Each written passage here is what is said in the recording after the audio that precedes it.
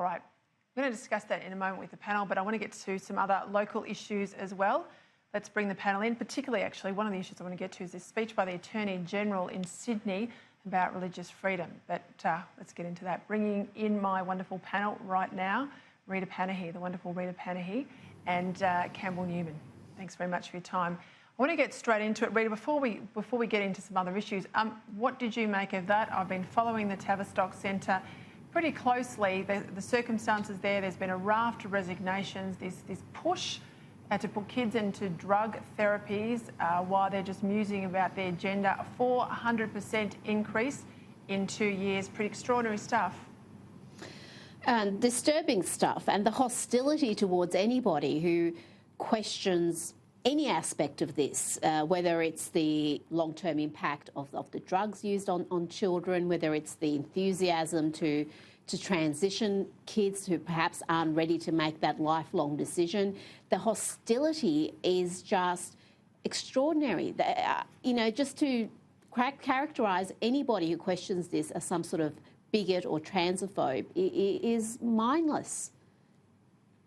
Yeah, well, just on that point, in Victoria, Campbell Newman, Reason Party, which is the old sex party until they change their name, don't fall for it, there ain't no reason there, Fiona Patten, they'll introduce new legislation to ban anyone debating these issues online, let alone in the media like we do here. We cop criticism for talking about these issues, but it'll be silenced online if this bill from Fiona Patten gets her way. Marcus Evans makes the point, anyone who raised concerns, this is clinicians inside a centre that just deals with this issue were called transphobic. Where are we headed, Campbell?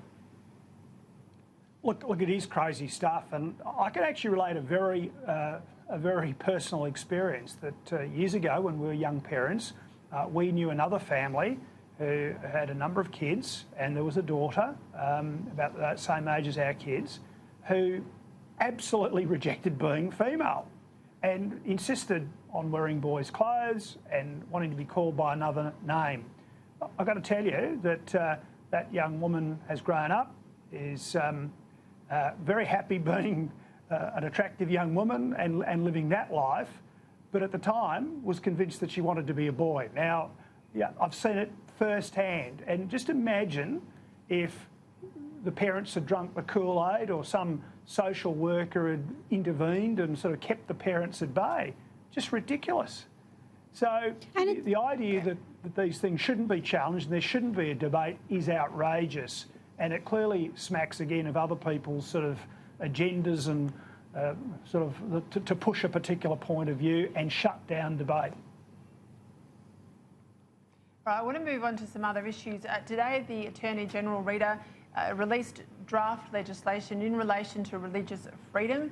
A shield, they're calling it, not a sword. So it's not a positive right to religious freedom. It's a protection for people who feel their religious freedom has been negated or threatened.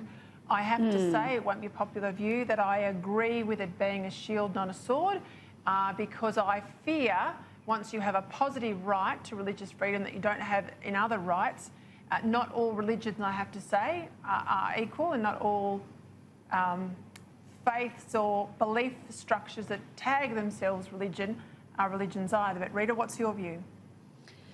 I just think whether you call it a sword or a shield, I think whatever the intention of these laws are, and they are well intentioned, I can see them being misused. I don't think they're going to be used for the likes of Israel Folau to protect his religious freedom, to say what he wants on his own Instagram page without being sacked. I think they're going to be used to silence people like Sonia Kruger, who made a comment about Muslim migration and was absolutely monstered for it for months and months. And I just do not like any laws that are almost faux blasphemy laws. I think religion is not above So just on that, criticism. Rita, you wouldn't have it, yeah. So you're saying here, let me be really clear, that you wouldn't have any change to the current state of play.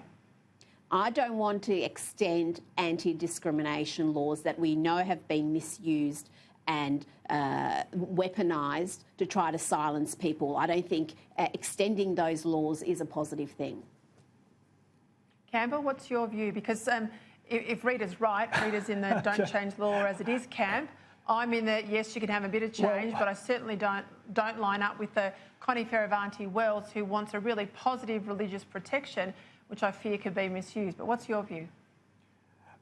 Look, I'm a bit of a fence sitter on this one, but I think better a shield than a sword. But Rita is dead right, because if, for example, is someone going to argue that female genital mutilation, which is part of their religious belief, should be permitted in Australia? There'll be many arguments about religious practice that will be actually unconscionable in terms of this very open and democratic and it's a society where we respect people's rights. So, I think it's just problematic. And I certainly don't want a religious discrimination commissioner.